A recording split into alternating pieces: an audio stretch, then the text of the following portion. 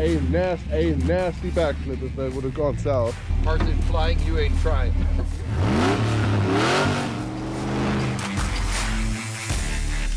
What's going on, guys? Welcome back to another episode of Flex, Rocks and Rollovers. We are in Morris Mountain Off-Road Park in Alabama. This is the spot where our wheeling career here in the United States pretty much started. Today is family day. We want to basically just have a little father and son family time in the old YJ. I didn't bring a Jeep. My Jeepster is still at the shop. We're going to hear his story of how he started and got into off-roading, and then we're going to hear my story. So stay tuned for that and enjoy the video.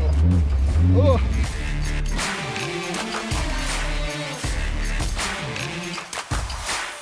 How long have we been coming here? What do you think? I moved here 20 years ago and I think it's been 20 years. Yeah, probably, yeah. You really don't want to miss a day wheeling no matter where you are in the world. The entrance here at Morris is always a little bit muddy. You gotta have to cross this little creek bed. Yeah. And it's always sketchy. The bridge is about as wide as your rig and it's always covered in mud. So, yeah, to all our friends out west, this is mud. This is how it looks. But nothing compared to Europe, you know. Europe is nothing but mud. It's nothing but mud. Yeah, that's the one. Here in Alabama, you deal with something called clay, red clay.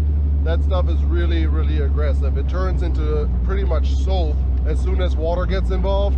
And man, it is really, really hard to clean your rig off that. Like, it really sticks to your tires, it burns into the rubber. But now we're on the left side of the park, and yeah, this is basically a mountain full of obstacles. The trails are really tight here. Oh, look at it.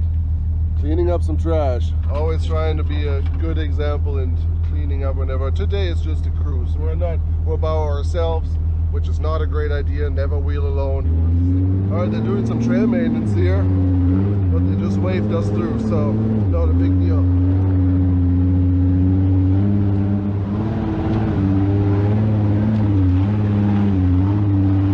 Let me get out. I'll spot you through this. I don't know. Yeah. Whatever. Go up here. This is easy. We can do that.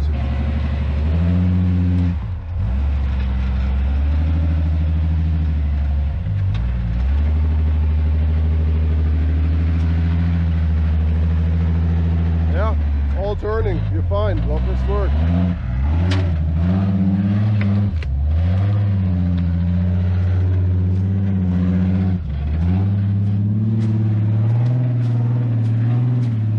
Alright, he wasn't really sure if his lockers were working a second ago, but they do work.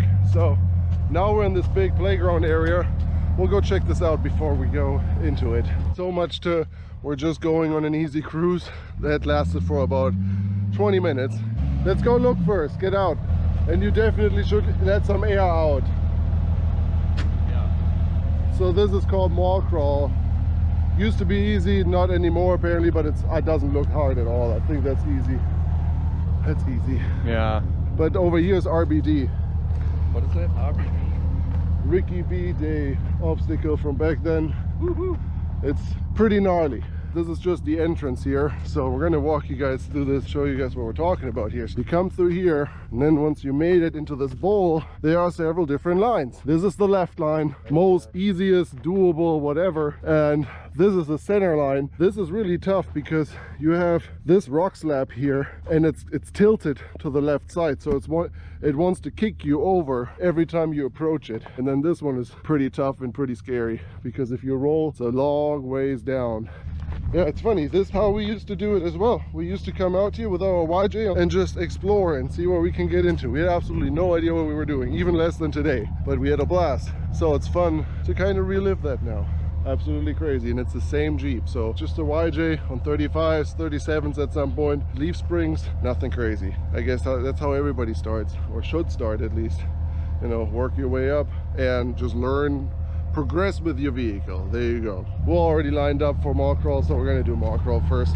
This is pretty steep, pretty slick. We just aired down the tires to about 8 psi all around.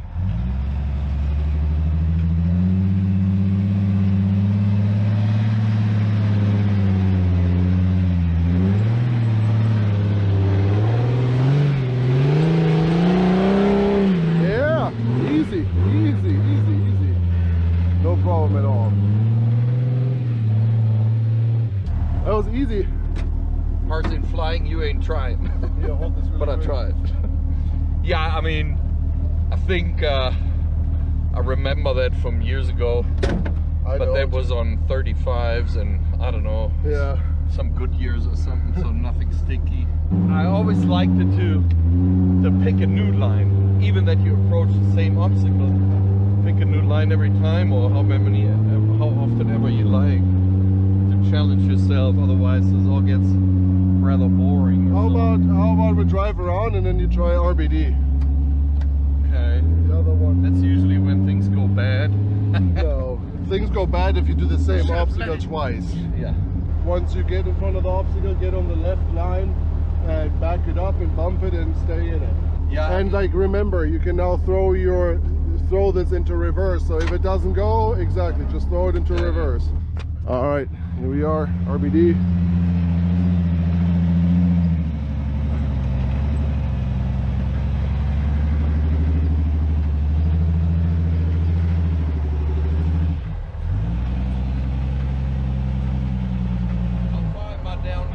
Oh, you're fine. I would almost come a little bit more this way. You're too far left. Yeah.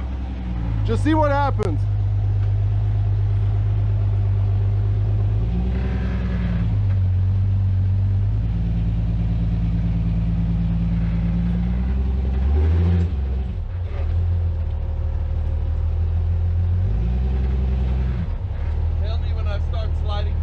No, you're completely safe. You can't slide anywhere. Just keep going.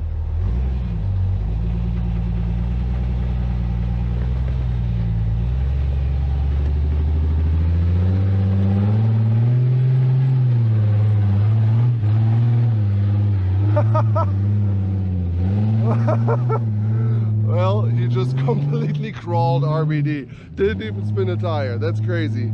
Man, it is relatively dry today, but I don't think I've ever seen that. Usually you do have to get after it a little bit at least. You're not just crawling it like he just did. That was cool. Traction today is really good. I mean, yeah, it is sandpapery, but I have to say, for me personally, I mean, Marvin's been wheeling with me since since he's like 4 years old, maybe even a little before that. And to have someone who really understands off-roading from the ground up to spot you around, there's nobody. I would do whatever line he picks for me. And there are many great guys out there who really, really know their stuff. And I would not have the same confidence going with their guidance than I have in Marvin, because we're just a great team, you know? Yeah, it is super important to have somebody that knows your rig and your driving style and your vehicle to spot you on a proper obstacle. So how long have you been off-roading? Since I'm 18 and now I'm 57. Might get a little drop. Not too bad. Yeah, since I'm 18, so that is 39 years now. I got fascinated with Steve McQueen playing around the dunes in a buggy. That's the buggy. And then of course CJ5s and CJ7s. I was born 65, so I know the 70s. What did you start with? Was it a Jeep? I had a Land Rover. I had a dream. I wanted to see the whole world. So I was lucky enough to get from the British Army in Germany a Land Rover, an 88 S3. That was actually made in 1965, which is my birth date. So, but it had an old Mercedes-Benz diesel engine in it to make it a little more reliable, I guess. But I didn't want that, so I found an original Perkins motor, and a friend of mine who was really skilled helped me to, you know, the whole engine compartment setup had to be changed and the gearbox adapters had to be changed back to original, blah, blah, blah. Long story short, I renovated that whole thing and it drove nicely, but I have to really say, I know Land Rovers are great vehicles, but every tiny little obstacle and the axle shafts were boom, gone. And but anyway, maybe we did something wrong, I don't know, but I still loved it, had a lot of fun, and my wheeling was mostly illegal. you know, behind construction sites somewhere, because there's no off-roading, basically no off-roading really in Europe. And so you find something, you know, a quarry where you just illegally find access on the weekends, and then you happen to find other folks that are doing the same thing. Yeah, I mean, So even you're with just me, having a blast. when I first got started Yeah. with him off-roading, we were part of an off-road club, a local off-road club in Cologne. Our wheeling days, whenever we went four-wheeling together, we went to a sand quarry, a rock quarry and a sand quarry with a bunch of Suzuki Samurais, XJs, Land Rover Defenders, and then, And we thought we were the heroes because of all, just like, you know, it when you dump millings, you know, so you have like these cones and you drive in between these gaps and you really think the cool thing though but is there's like, not a single huge rock. no, but the cool thing was back then, like they learned how to make something out of nothing. So with the European trial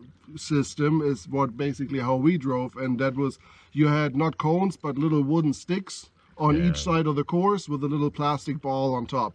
And when the ball falls down, you get negative points. If you back up, you get negative points. There were a bunch of rules to it. But with that rule book, with those sticks with the little balls on top, you were able to make a really, really hardcore technical course out of nothing, because it's all about the lines that you have to take and trying to make it first try and without backing up and all that jazz. So it was a completely different style of wheeling, but it was also fun. It's just different. But let's continue. So you had your Land Rover, you built it, it broke all the time. Yeah, it broke all the time, and then I gave it a final touch up and made it really look nice and drive nice. I sold it and went on a world trip.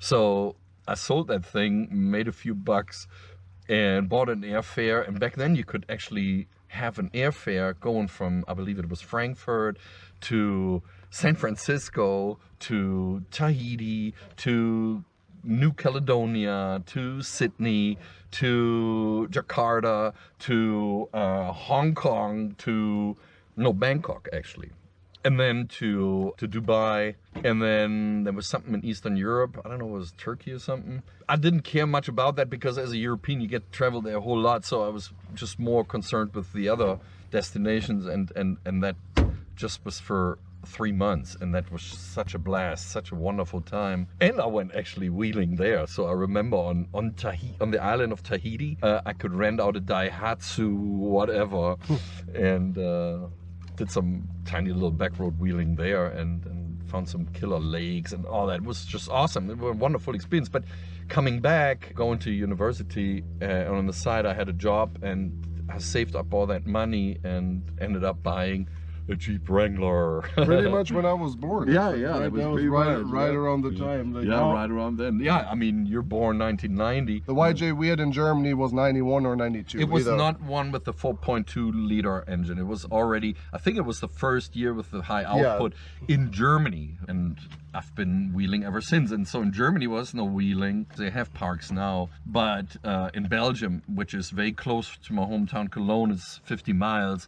And they had these trial motorcycle things, these insane, crazy gas and all that. Google gas, trial, exactly.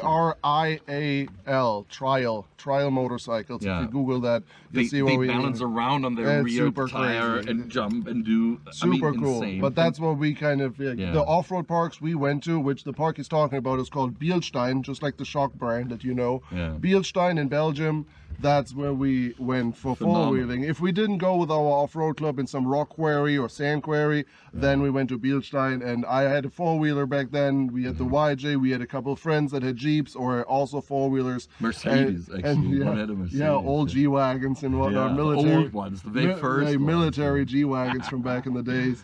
And that's how we went. Cologne off-road club we went out with Nissan Patrols and Mitsubishi Pajeros or Pajeros or whatever they call it properly, and that kind of stuff. The original G-Wagon. I mean, super cool rig. On skinny wheels and whatnot, but super capable. Even one with a Unimog, an old Unimog. So it was tons of fun. Yeah. So and that's what we did for years. And then in Bielstein Off-Road Club is where I learned Yeah. Pretty much in the rock, between the rock quarries, Bielstein Off-Road Park, and occasional off-road trips. We did the Jeepers Jamboree in France, like, I don't know, 2 or 3 times.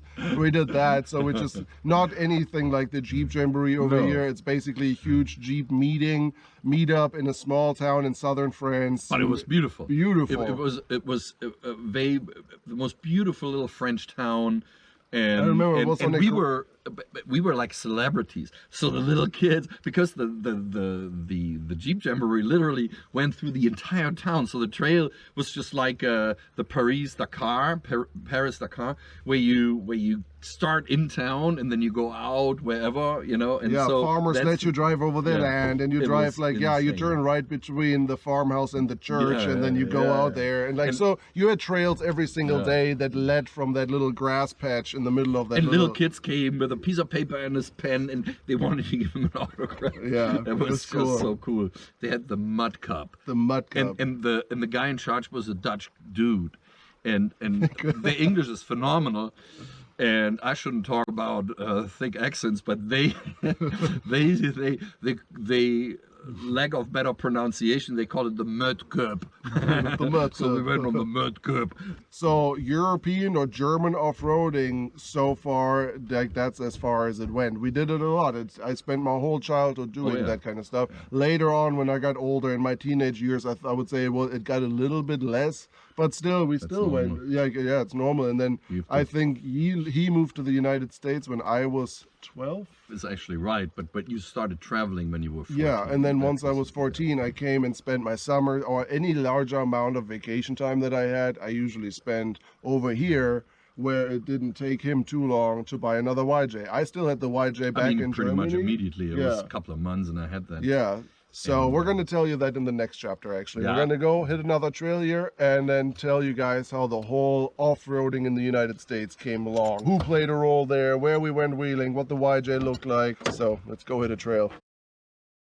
All right, so we're now down here by Rock and Roll. It's a pretty little area down here. We have this little creek running through here, and there's an obstacle, there's an obstacle, here's an obstacle, there's an obstacle. It's pretty cool. Let's check it out and see what line we can take. Here's my dad's famous wheelbase. We're going up here. That's how we scout out our lines. It's gonna be getting some support, and then. All right, so basically this way and then that way.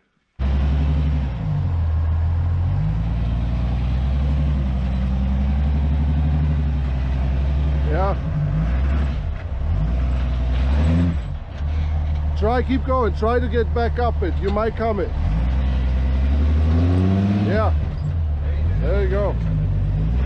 Stay high. Woo! Little tippy. Yeah, now you slid down. I'm not sure how much.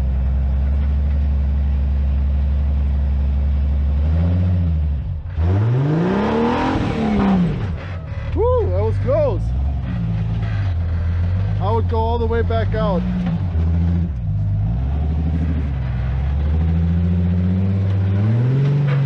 Oh, there you go. Woo! Well, or you just do it like that. Holy cow, did you see that front tire go up in the air?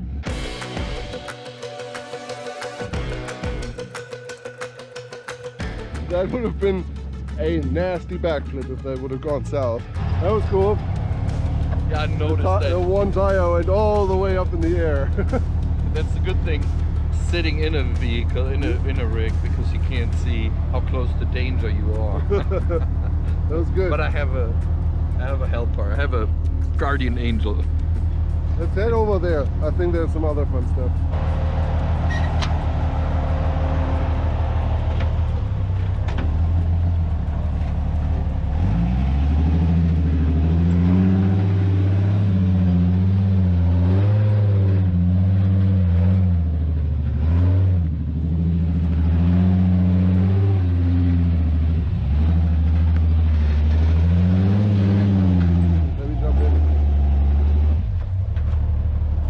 get out here really quick. I've done all these with Scott Grubb. Even this one here on the left, that's hard. But that one, let's walk it. It's not as hard as it looks. Yes. Yeah. Camera never does it justice, you know that. But this guy here, pretty intimidating. What the key is you get up in here, you bump it up on that first ledge, and then you hug the left side, and it's actually not as hard as it looks. I think I actually did that back. Yeah, I'm sure you did this before. It's not that crazy. When we're up this hill, we're going to continue our little story and tell you guys how four-wheeling for us in the United States started.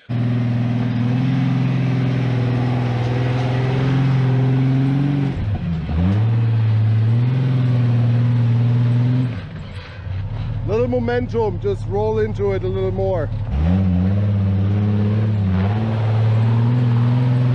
There we go. Ooh.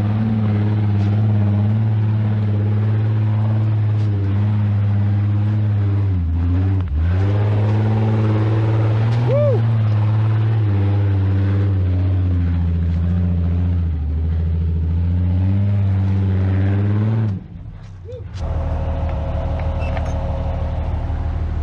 Good, that was fun. Yeah, That's so deep. that was always when you go wheeling and you know there can be more, that is pretty much, that is not satisfying.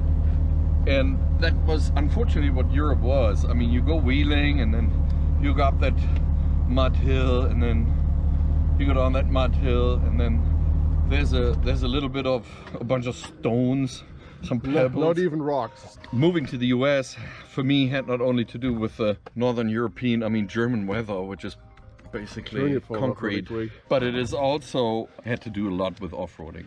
When that is your hobby, then you really want to go where the fun is, and the fun is here. Yeah.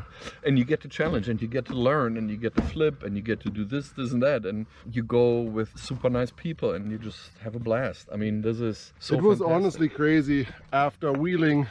Camera's dirty. After wheeling in Germany for I don't know how many years. I mean, between the two of us, 10, 15, 20 plus years, I don't know. Coming over here and then starting to wheel over here, we thought we knew what we were doing, but we completely started from scratch. I mean, like from how your rig is built to, you know, just the easiest tricks, the simplest tricks with, you know, how you air, like how far you air down your tires. And I don't know, there was so many things. We felt like we've had, you know, a decade of wheeling under our belts when we came here, and we started off as complete newbies. Like there was nothing and then it was really that transferred. You know, it was completely learning it again. even that you have the Alps and all that, but Europe is, So I mean, we're distinctive. complaining about attitudes in California. I think California got the attitude from the Europeans because that's how they are. They're a bunch of tree huggers, which is important. I'm a tree hugger too. But, you know, we're here on that planet to enjoy our time, and we need to treat this planet responsibly. That doesn't mean we need to lock ourselves down in the basement and throw the key away. So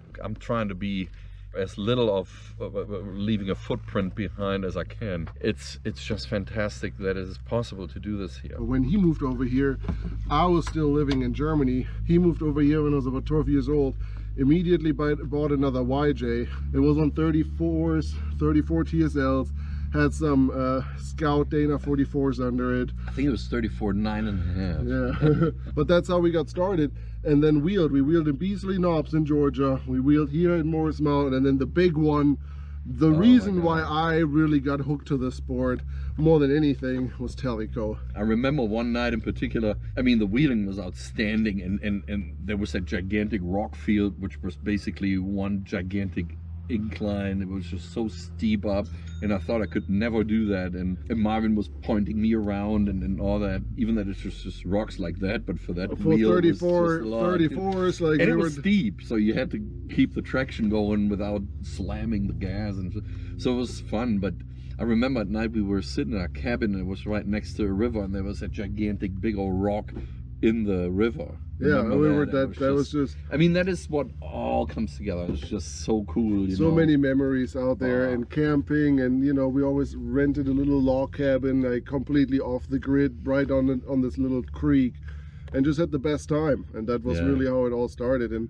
how we got thrown into this industry and then saw, you know, bigger vehicles than what we had and what they were capable of, and that kind of ignited the whole idea of further customizing the YJ and, you know, we adding met great parts people. too. We met They a lot always- of really cool people through this sport. Like we never, not one time had a bad experience out on the trail with bad people. Never. Especially like two Europeans with terrible English back then. Like we were stuck in the woods having issues. We didn't even have our own equipment. We went to U-Haul, rented a truck, went to another U-Haul, rented a trailer. Like they were always in, and then hauled the YJ out and like went into the most terrible locations with those rental trucks and rental trailers, but we made it happen. But yeah, basically the YJ was what we had back then. It had a TJ front, it had a weird prototype Rugged Ridge TJ front clip. So it was round, a Rugged Ridge prototype that Fortec got a hold of, and I had it on. It was like, it had round headlights, but then square blinkers. So it was like something was off. It was kind of weird. At some point we did a spring over conversion. It was tall as hell and it had like 37s on it, but no sway bars, obviously, on leaf springs, spring over. You like every time you take a turn, you're about to fall over. It was like it was. I remember we were here actually with it. I remember us test driving. It was like only halfway painted. We were driving through Morris Mountain, and it was just constantly lifting tires. Couldn't get any traction out on it, and that's how we progressed and learned. And the Jeep went through, I don't know, 5-6 stages until it is what it is today. So the two shops that really changed my wheeling life was actually, first of all, TNT Customs out of Cheyenne. TNT Customs did the first people. Bob just knows everything and beyond. Yeah, Bob and Mary. Any Jeep on this But planet. Bob basically built the original version of how the YJ is now as you know it, and Bob has to pretty much get all the credit for how well this machine works. Then a couple of years later, you have to imagine Bob is a trail rider and is from the West Coast, so we just have a different driving style out here due to the obstacles we're facing. So over time, things just didn't hold up as great. The geometry, the way the vehicle was set up was perfect. It was just not beefy enough for his driving style and for our terrain here. Then a couple of years ago, we brought it to our buddies here at Jeep Tech in Cumming, Georgia, and they just gave it an overhaul and basically took everything that Bob made, but beefed it up. 90% is still Bob's work, which also meant a different budget, you know. Obviously, Bob worked on a very limited budget, and he closed both of his eyes when he put certain parts on. So I have to be forever grateful for that. And that's true. That was honestly that was really, really cool. It worked. That thing held up, and people were like, "Don't you ever change anything? That thing goes anywhere. Don't do anything." All right. Well, so much to that. If you guys want to know anything else or more particular details on stuff, write it in the comment. And we just also had the idea, maybe if you guys are interested in all of this history stuff, we can go and do like a live stream where we go through some old photos and old videos. If we really dig into our personal files, I'm sure we can come up with some cool stuff. So if you guys are interested in that stuff, we could do like a live stream reaction video of going through old footage, old photos. It is hilarious. And really show you guys what it was like back in the days, and guide you through that process. So for now, we're going to continue our father and son family off-road wheeling by yourself trip here.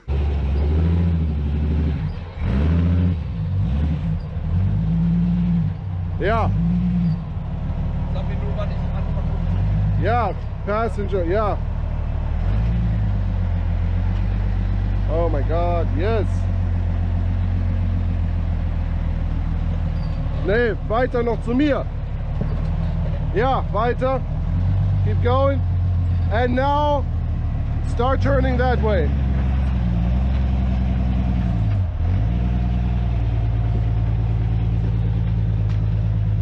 Slowly but surely, yeah. That's it.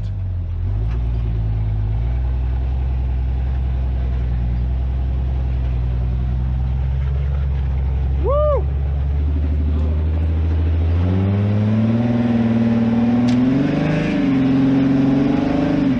Come up here.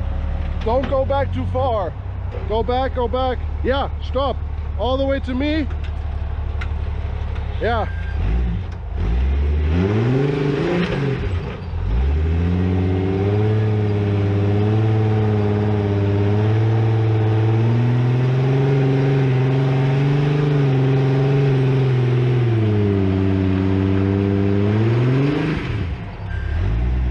No! All right, third try here on V-notch. Let's go. He's crazy. I told him, not a good idea on a day like this with nobody that's with us, but your rear tire drops in this hole and you have this undercut here, it's done. So you need to come and have your passenger tires on this little ridge and do not drop in there.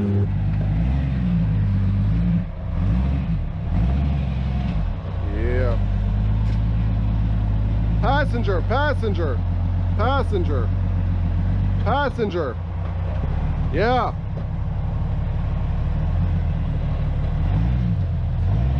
All right. That's it. Oh man, so close, so close, so close. Stop, stop, that's too much. Oh, okay, I thought. Oh, you can leave it, whatever. No, that's it. All right. All right, we're giving up on this one. Doesn't make any sense. We had an awesome day of riding. I hope you guys enjoyed this video. You learned a little bit about us and we got to spend some time together on the trail, father and son style. I haven't done this in a minute, so super cool. Thank you guys for watching. If you enjoyed this video and you want to see more Morris Mountain action, check out these two videos. Rain of Rock shootout we held here, as well as a bunch of other epic videos on our channel. So check them out. You guys will love them, and I'll see you guys next week. Thanks for watching.